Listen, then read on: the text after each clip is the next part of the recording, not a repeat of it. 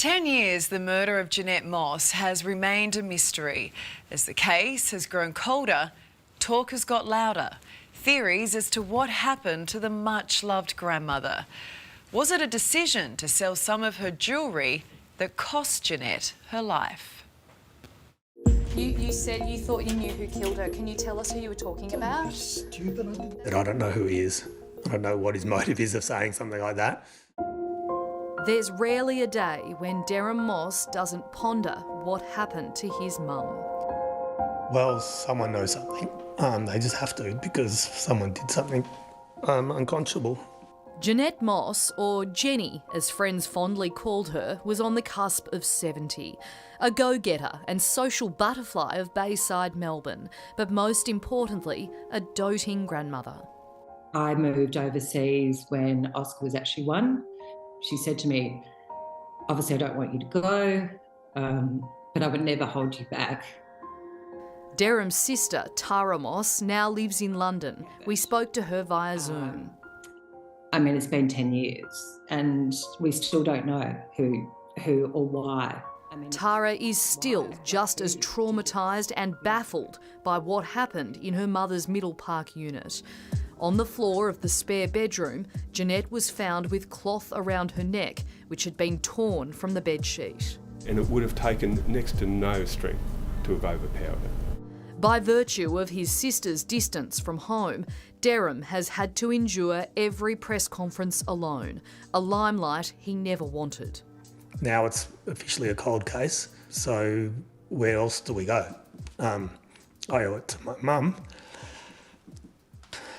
to get some answers. You said you thought you knew who killed her. Can you tell us who you were talking about? Stupid, I knew the coppers. Have you told the police a name, Jim? No. Victoria Police has told A Current Affair Jim Ockleshaw is not a person of interest in Jeanette's murder, and we don't suggest anything different. Sources told us he took her out for a couple of dinners. Upon learning this, we rang Jim, who immediately hung up, before calling back 10 minutes later and suggesting he had a theory about who killed Jeanette, that it was one of 2 people. You haven't told police a name? No, and please go away. Jim was a member of the Albert Park Yachting and Angling Club, where Jeanette regularly met girlfriends, but hasn't been a member since 2022. He gave me a strong impression that people at the yacht club know who did this. Have you ever heard anything to that effect from people at the yacht club? No. I mean, I'd love to know if anyone who knows who did it. January 14, 2014. It was a hot day, 42 degrees, and after spending the morning with her friend Elsie, Jeanette came home here to her unit on the 2nd floor. Her killer either got in by pressing her intercom, following someone through the front entrance, or via a fire escape door in the car park. We'll never know because the building's camera wasn't recording. But within hours of returning home, Jeanette was murdered. We went off down the gym and just talking about the heat and all that sort of stuff. Elsie Johnston and Jeanette had their routine down pat. This Tuesday morning was no different. Jeanette waited while Elsie ducked into the chemist before going supermarket shopping. Then she hovered outside while Elsie went back into the chemist. These are the last images of Jeanette Moss alive. Got in the car, straight home to my place. That was the last time I seen her. I gave her a little kiss on the forehead and wished her all the best for the doctors. After their errands together on January 14, Jeanette dropped Elsie home. She estimates about 11:30am, meaning Jeanette would have arrived at her unit by midday. The next day, Jeanette didn't meet her neighbour at 10:10am as planned, and at 10:23am, her concerned neighbour found her dead. The coroner determined she was killed sometime between 12:47pm and 2:52pm on January 14. Jeanette hid a key in the small cavity to the left of her door. Her neighbour used it to gain access, where she found the TV on but muted, the couch still indented from where she'd sat, and her shopping on the ground.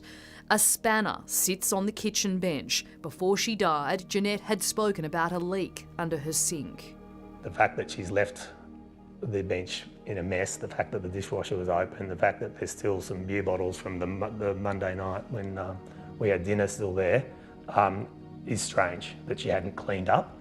Police say they found 2 different types of wine in the boot of Jeanette's car, but the half-full bottle on her bench didn't match either of them.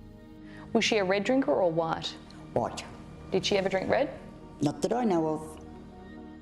One thing Jeanette's children are certain of is her signet ring was taken. But there was other jewellery on her that was left. So she was wearing more valuable pieces that weren't taken? Yes.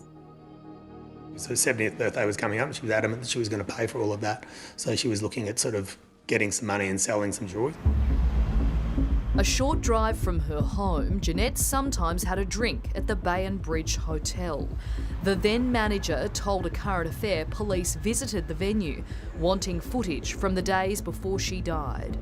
Quite possibly she's come into contact with someone who was probably interested in the fact that she's selling jewellery. According to the Victorian Coroner's Court finding, police interviewed approximately 31 persons of interest. When Jeanette was found, she was still wearing her gym clothes from her morning out with Elsie. It took her friend a long time to be able to return to their coffee spot alone. I mean, I was with her so much, you know, and I'd do anything to have it back. My dad had passed, so I was kind of Mum's guardian. Yeah, but this wasn't your fault. But still, I owe it to my dad, obviously my mum, to find the answer here. Her family deserves those answers, and a $1 million reward is currently on offer to anyone who can provide information leading to an arrest in Jeanette's case. If you know anything, please call Crime Stoppers on 1800 333 000.